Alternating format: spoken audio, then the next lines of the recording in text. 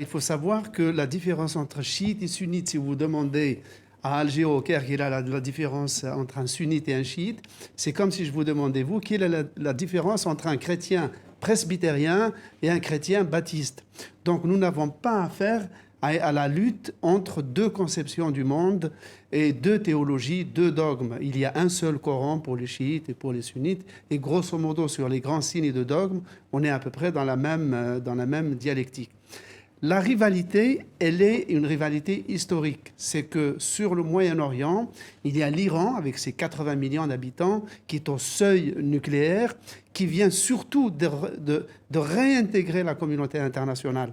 Donc, après l'accord sur le nucléaire. Donc, si elle réintègre l'échiquier international, de par son propre poids, de par sa propre élite, de son propre potentiel technologique, elle est déjà un acteur, une puissance régionale.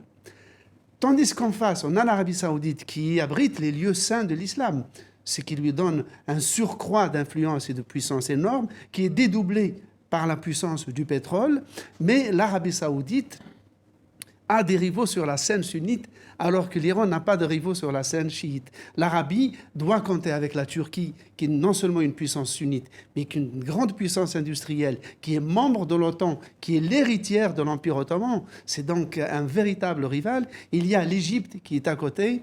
Donc l'Arabie saoudite, d'une certaine manière, est à la recherche de ses propres marques, car l'Arabie saoudite de papa est finie. On a connu un royaume très prudent. Maintenant, l'Arabie saoudite, pour la première fois de son histoire, est en guerre au Yémen, c'est-à-dire à ses propres portes. Et on va y revenir.